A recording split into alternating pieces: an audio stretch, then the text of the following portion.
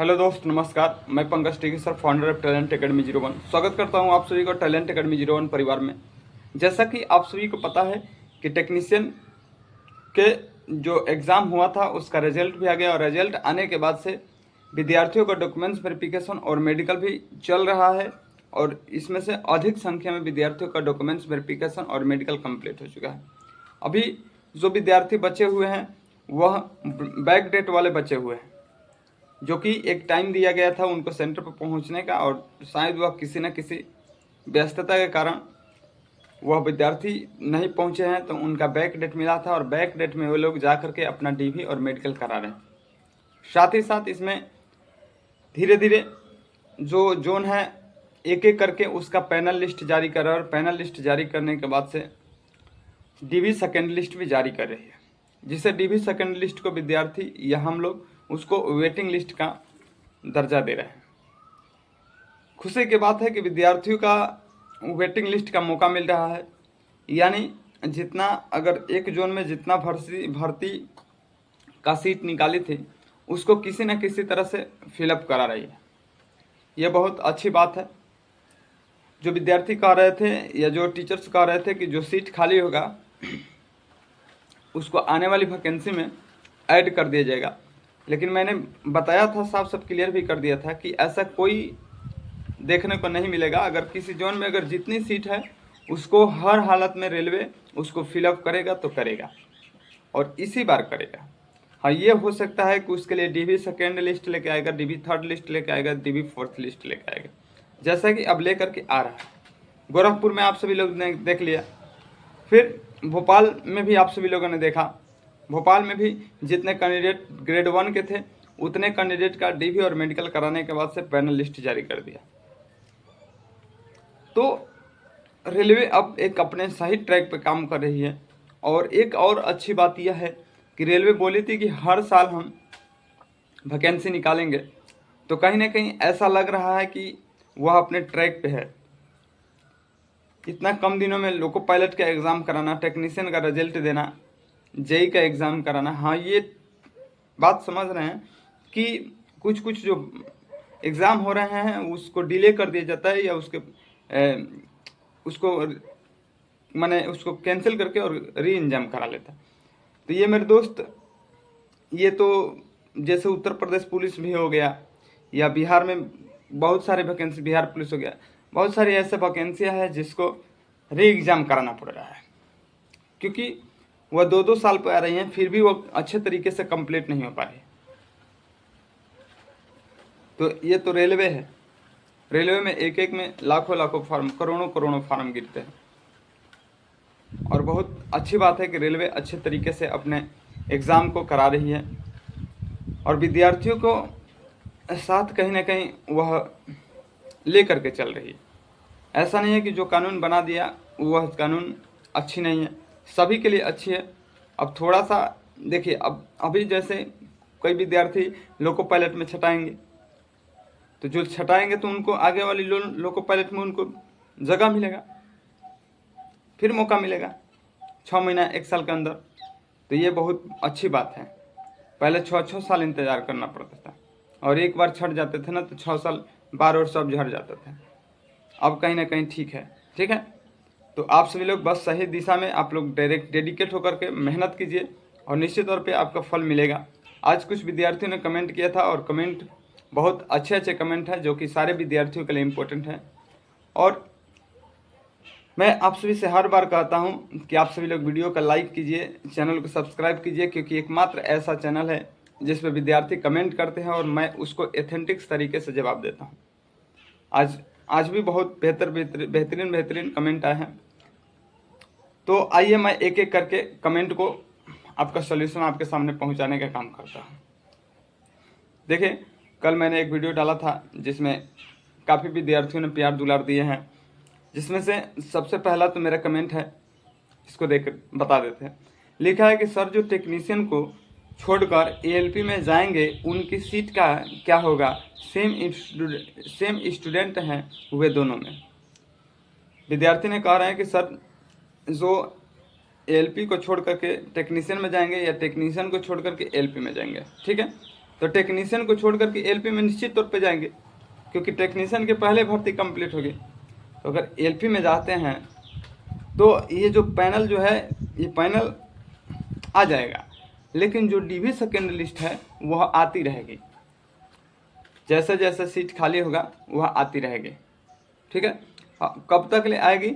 जब तक ले उस वैकेंसी का 50% काम कंप्लीट ना हो जाए। नई वैकेंसी जो आ रही है आई है उसका 50% काम क्लियर ना हो जाए, यानी जब तक एलपी का न्यू वैकेंसी जो एलपी है उसका CBT 2 कंप्लीट नहीं हो जाएगा, तब तक ले इन विद्यार्थियों का मौका दिया जाएगा जो वेटिंग लिस्ट में रहेंगे, डीवी सेकेंड लिस्ट में या पैनल के लिस्ट में जारी करता रहेगा। तो आप समझ गए होंगे कि जो टेक्नीशियन छोड़ करके एलपी में जाते हैं तो सीट का क्या होगा। निश्चित तौर पे आप लोग को मौका मिलेगा। अभी जो गोरखपुर में जो 8 कैंडिडेट को, जो कि 59 कैंडिडेट था जिसमें से 46 प्रेजेंट हुए थे और 46 को कंप्लीट किया डीबी और मेडिकल, उसके बाद से 13 को निगलेक्ट किया था, जिसमें से 13 विद्यार्थियों में से 8 कैंडिडेट को पुनः बुलाया था और उसका डीबी और मेडिकल कराया। वे बिल्कुल एकदम फ्रेशर हैं, न्यू स्टूडेंट हैं। तो उसमें क्या हुआ कि जब भी डीबी सेकेंड लिस्ट निकलती है, डीबी थर्ड लिस्ट निकलेगी, तो उसमें जो मार्क्स होगा वह कम होगा, जो कट ऑफ होगी वह डाउन होगी। ठीक है, उसी तरह से सेम प्रोसेस है। जब जब नए डीबी निकालेगी तब तब वो कट ऑफ क्या करेगी, नया नया बनाएगी। चलिए, एक विद्यार्थी बहुत अच्छी बात लिखे हैं, कह रहे हैं कि अहमदाबाद का कब तक आएगा सर? आ जाएगा मेरे दोस्त, अहमदाबाद के भी आ जाएगा। थोड़ा सा पेशेंस रखिए, धीरे धीरे सब आप तक पहुंच जाएगा। और इस प्लेटफॉर्म पर जुड़े रहिएगा, क्योंकि मैं ही एक ऐसा चैनल वाला हूं जो कि वीडियो प्रोवाइड करता हूं और आप सभी का जवाब भी देता हूं। देखिए, एक विद्यार्थी लिखे हैं, अरे भोपाल में 79 थे, आप गोरखपुर जोन को ज़बरदस्ती भोपाल का क्यों बता रहे हो? भोपाल जोन का पैनल आया ही नहीं है, ग्रेड 3 का अब्सेंट की लिस्ट है जो कि ब्लॉक डेट में बुलाई गई है। देखिए, यह विद्यार्थी कह रहे थे कि मैंने जो कल एक वीडियो बनाया था भोपाल में, जिसमें मैंने बताया था कि उसमें 12 कैंडिडेट थे और 12 कैंडिडेट में 11 कैंडिडेट को उसने पैनल लिस्ट जारी किया है। तो ये कह रहे हैं कि वे जो 12 कैंडिडेट हैं वह भोपाल का नहीं है, वह जो गोरखपुर वाले के, जो गोरखपुर में जो 8 कैंडिडेट को जो बुलाया गया था और 13 कैंडिडेट अब्सेंट हुए थे, इनका कहने का मतलब है कि वे गोरखपुर वाला है। मेरे भाई, आपको शायद पता नहीं है, मैंने रेगुलर वीडियो बनाता हूँ, उसमें बताया था कि गोरखपुर में 59 कैंडिडेट थे, आपने लिखा है 79। यहीं पे आप गलती कर दिए हैं। 59 कैंडिडेट गोरखपुर में थे, जिसमें से 46 कैंडिडेट का डीवी और मेडिकल कंप्लीट किया था। बच गए 13 में से 8 को दोबारा डीवी और मेडिकल के लिए बुलाया था, तो बच गए 5 और 5 को फिर से डीवी थर्ड लिस्ट निकालेगा। भोपाल में क्या है कि भोपाल में 12 ही कैंडिडेट थे, जिसमें से 11 कैंडिडेट को पैनल लिस्ट जारी किया, एक कैंडिडेट को अभी स्टॉक में रखा है। अब उसको देखा जाता है, अगर किसी मेडिकल की वजह से या किसी एफिडेविट या कहीं पे नाम हम गलत होगा तो उसको रखा होगा, जैसे वो अपना कंप्लीट कर देगा, जमा कर देगा तो क्लियर हो जाएगा। और नहीं तो एक सीट पे भोपाल के लिए एक सीट पे आएगी वेटिंग लिस्ट। ठीक है, आपका क्लियर, आई होप कि समझ में आ गया होगा। एक विद्यार्थी कह रहे हैं कि सर गोरखपुर में कितना नंबर कम हुआ है सेकेंड डीवी में, प्लीज रिप्लाई सर। मेरे दोस्त देखिए, ग्रेड 1 गोरखपुर में ग्रेड 1 का निकला है, ग्रेड 3 का तो निकला नहीं है, तो ग्रेड 1 का निकला है। इसमें से यानी जो कैटेगरी थी SC ST OBC और ये जनरल वालों के, वे सब सेम है, सब सेम है, मात्र उसमें से 0.50 यानी नहीं होता कि एक नंबर, तो एक नंबर का आधा नंबर कम हुआ है मेरे दोस्त। आधा नंबर से भी आधा नंबर कह सकते हैं, 9 के बराबर घटा है, 9 के बराबर, क्योंकि ऑटोमेटिक सीट 8 लोगों को बुलाया है वेटिंग लिस्ट में, तो कितना बढ़ा सकता है। लेकिन इसका फ़ायदा ग्रेड 3 में देखने को मिलेगा, क्योंकि वहाँ पर सीट ज़्यादा हैं, तो लड़के भी ज़्यादा एब्सेंट होंगे या कोई ना कोई रीज़न होगा, तो ज़्यादा होंगे तो फिर उसके लिए तो नंबर तो ज़्यादा बढ़ाना पड़ेगा, तो ये फ़ायदा आगे मिलेगा। देखिए एक विद्यार्थी का EWS का बताओ, EWS का भी सेम बताए हैं, वीडियो में देख सकते हैं आप। जम्मू का बताइए सर, जम्मू का भी बता देंगे मेरे दोस्त। देखिए एक विद्यार्थी ने कहा है, इनका कमेंट थोड़ा सा बड़ा है और देखते हैं। हाँ खुल गया। देखिए लिखा, सर एक डाउट था सर, मेरा फॉर्म 12th ITI से फिलअप हुआ था, टेक्नीशियन ग्रेड 3rd का सर पर मेरा ग्रेजुएशन भी कंप्लीट है, तब ऑपरेटर में ग्रेजुएट के बारे में नहीं बताया था। फॉर्म भरते टाइम सर अब डॉक्यूमेंट्स अपलोड हो रहा है, तो फाइनल की मार्कशीट अपलोड करूं या नहीं प्लीज़।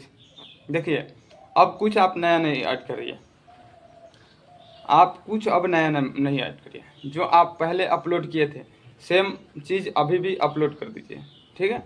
अभी भी अपलोड कर दीजिए, कोई दिक्कत नहीं। अगर आपकी आगे चल करके प्रमोशन की बात होगी तो उस टाइम आप लगा दीजिएगा अपना कागज़, अभी मत कुछ करिए, ठीक है। आई होप कि आप समझ गए होंगे। करेंगे चेन्नई जोन के बताइए ऑब्सेंट कितना हुआ है। देखिए अभी काम चल रहा है जी, अभी काम चल रहा है, ठीक है। तो चेन्नई जोन का बता देंगे आपको। जो ज्वाइन नहीं करेंगे वह सीट का क्या होगा भाई, रिप्लाई प्लीज। जो ज्वाइन नहीं करेंगे वो सीट खाली हो जाएगी, उसके लिए DB सेकंड लिस्ट आएगी। जो देखिए ALP का सेलेक्ट होते होते जहाँ तक उम्मीद है कि ALP अगस्त तक कंप्लीट हो जाएगी, जुलाई या अगस्त तक कंप्लीट हो जाएगी, ज्वाइनिंग उसको दे देना है।